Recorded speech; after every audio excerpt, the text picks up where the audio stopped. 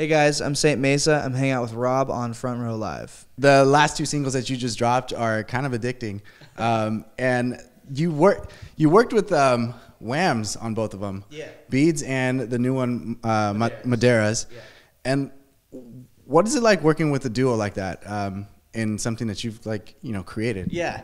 Ah, man, it's been really fun working with these two super creative souls because like they both bring their own attributes to the project. You know, like Trent is the more like musically minded one, so he'll be bringing in like crazy guitar parts that I couldn't think to he just like somehow plays them. I'm like, all right, that sounds amazing. And then Mike is like bringing in crazy production techniques and weird percussion and stuff, and it's been really fun to like have my songs and then bring them to them, and they just like have so many ideas to like throw on and just try everything, and it's never like they're never taking anything personal if it doesn't work or if we don't like it. It's just like, all right, cool, let's try another idea. It's been really fun. It's like just like a lot of creative energy. Was this a new thing with them? Because they did the EP. Did they do the EP? Yeah, it was. They were the like.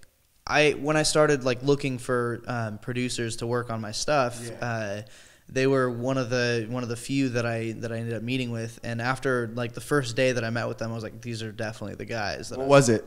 It was that I wasn't just like sitting watching them like put beats into my music. It was like the first thing we did was we're like, all right, well, record a drum, so pick up that drum and play it. And I was like, all right, cool. And so I'm playing this like little like African drum, and they're running it through like a couple pedals and recording. And I was like, this is fun. We're making music. It's not like I was as involved as they were, basically. And so it was really fun. And they were obviously the vibe that you were looking for with your music? Yeah, they like encouraged me to like be as me as possible and not to like be anyone else. And so that was also just really, really inspiring too, Now, not trying to give it a pun, but like the title for the EP, that's like the vibe that you pretty much portray, like jungle. Yeah. What is it about jungle that like that's what you want people to see whenever they see your name or your face or your picture or whatever? For sure. It's been really interesting because it wasn't like a thought that I ever had until more recently, but I realized that I really love that whole ecosystem because it's like fully within itself. There's so many different elements, and there's so many different like animals that live in different elements to it that are so different, but they all come together to create one thing.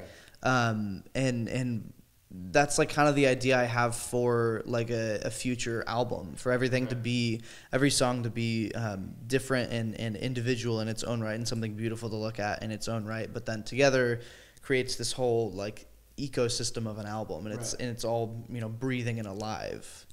Now with Maderas, you did that in Nicaraguas? Yeah, I wrote that in Nicaragua. And was this around the time when I know you had mentioned you had to go out of the country for like medicine or like for the doctors? Was this around the same time? Like separate. I had to deal with like crazy health stuff. It was like before I started this whole project. I kind of started it while I was super sick. Like I started writing and stuff, but I wasn't physically able to like do this thing. But as soon as I got better, we fully like hit the go button and we're like went fully in on it. But I was in Nicaragua in January, like of this past January, just to get away and write, and it was incredible. It was so beautiful. Why did you want to go there for writing? It was more so Whams actually had went on like a writing retreat there like a few months prior, and they were like, you have to come here. This is just an amazing place, and it fits your vibe perfectly. I was like, all right, cool. And so we worked it out, and I flew out and for like 2 weeks and just completely just immersed myself, and it was amazing. One of the best trips I've ever taken. Yeah, it was incredible. Do you think that played a big role in creating Maderas? Oh, absolutely. I literally, the first line of the song is, maybe it's the monkeys in the trees. I almost forgot the lyrics of the song. But it's like, I literally wrote that as I was like looking at like monkeys in the tree, like howler monkeys that were like by the window of the studio. And there's like geckos on the wall, like everywhere. And it's just, it was just like the coolest environment to be in, like surrounded by like life, and it's like, in a studio in LA, there's only so much of that you can get, which is pretty much none. And sometimes you're lucky if there's a window. Exactly. Exactly. And so like it was just such a refreshing change of pace to be just surrounded by nature. And you look out the window of the studio and you get like this visual of like this full jungle rainforest, and then there's the beach like right down there, and you see the water, and you watch the sunset, and it was just like most inspiration all around. Yeah, it was just the most beautiful place I've ever been. It was incredible. So while you were out there, did you just write Maderas and beads? Did you work on more material? I wrote like these. I think we strive to do like a song a day, and so I wrote like about 13 songs while I was out there.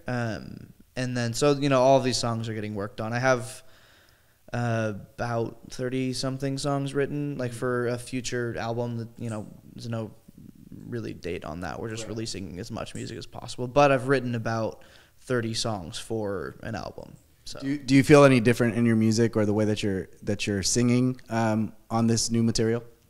It's definitely been like it's been a weird process where it's like I've kind of honed in on something, and then also I'm like genre changing in every song almost, if that makes sense. But that's just like a natural change or something that you're going like. It's I'm almost like trying all the things. If that makes sense. Just like trying everything and seeing whatever works. And that in itself kind of works by like not sticking to a genre. Like I don't know if we have a release date for it, but we have another song coming out called Lion.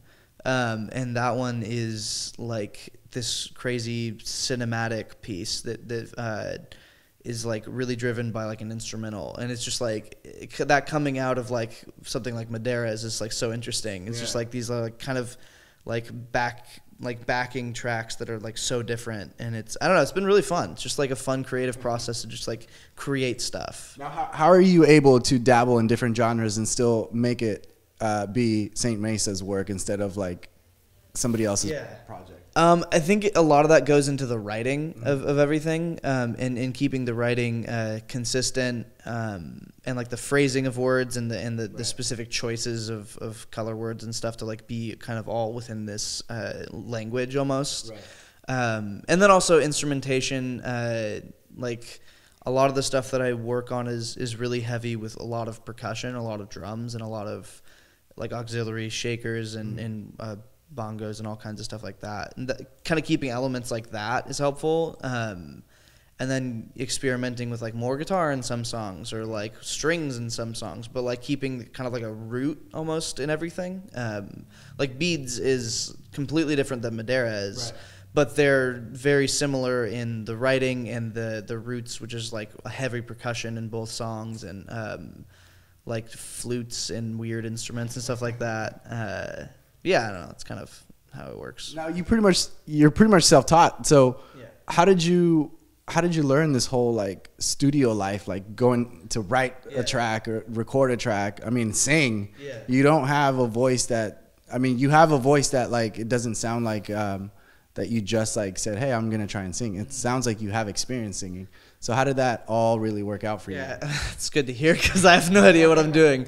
No. See, we can't tell. Yeah, that's great. I'm faking it. It's perfect. I honestly, I don't know what I'm doing. I started singing when I was like 17 because I had been writing a bunch of music. Well, I guess that first thing is I started learning bass when I was like 10 because my friends were like, hey, be in a band with us. I was like, I don't play an instrument. We're like, well, play bass. And I was like, all right, cool. So they threw a bass at me and taught me some stuff, and I was like, all right, this is kind of fun. And then did that for a bit and got a little bit better. And then at like 16, I started teaching myself piano because I really liked the way it sounded, and there was so many more notes than a bass you could play. And I was like, oh, that's cool. There's more than like one or two notes. And after that, I realized, I think the first thing I ever recorded was my parents' upright piano with, those those like computer, like webcam headphones that had like the big puffy mic. I had one of those and plugged it into like a really old Toshiba laptop.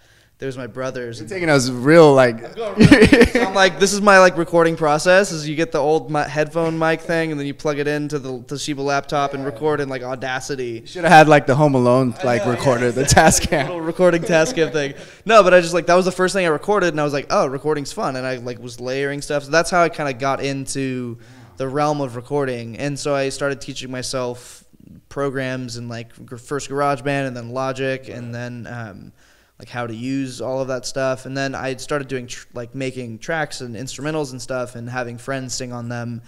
And no one was around to sing on this one instrumental, and so I was like, oh, I guess I gotta sing now. And that was when I was like 17, and so yeah, that's how I started singing and stuff.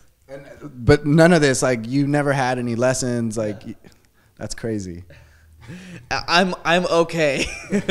Like, for someone who doesn't know what they're doing, I'm faking it well enough. Well, hey, I mean, it got you an EP. It got you 2 more songs that are out. It got you a signing with Interscope Records. Yeah. So obviously you're doing something right. But how did Interscope come into the picture?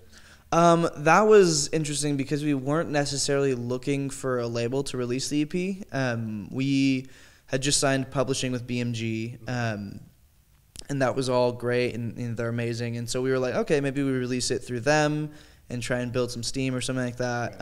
And then I forget how it happened, but somehow Interscope heard music and were like hitting us up like, hey, what is this? We want to, talk about this. And I was like, I don't know. We weren't looking for a label. And then my managers were like... It's funny because the bands that do try and look for a label are like... still looking for a label. Yeah, I know. I don't know why, but and so we started like looking around at like other labels just to like see who was interested. But we ended up going to Interscope just because I like them the best, and the whole crew there is just amazing. Right.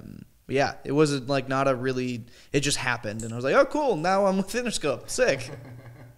That's amazing. You had some pretty great festivals this year as well. Yeah. Plus a tour with Nightly. Nightly, I met those guys right when they signed, maybe a year and a half ago, 2 years maybe. Yeah. But what was it like being on or sharing the stage with those guys?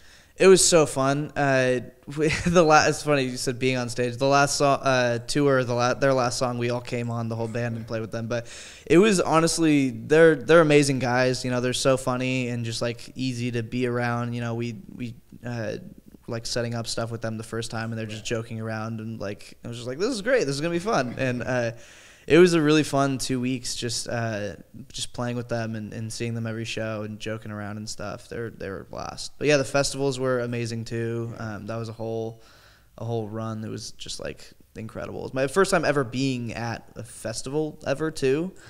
I was like, I don't have money to go to a festival. What the heck is that?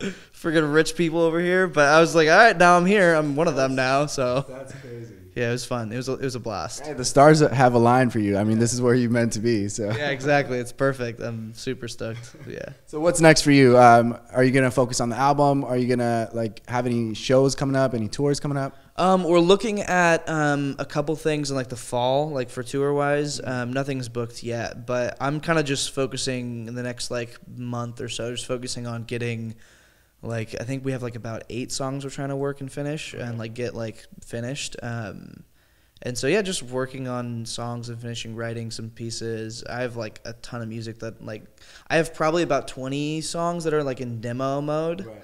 That I'm like trying to get out of demo mode into like produced, recorded mode, and so that's a whole process. So just like taking that time to record those and get those produced out. Hopefully we have a couple shows coming up in January in July. I'm all coming up real quick. Coming up real quick. We gotta book those fast. Yeah. So for those fans out there, music fans out there that are not familiar with your music, why should they? I mean, what makes you different from any new artists? I can't really.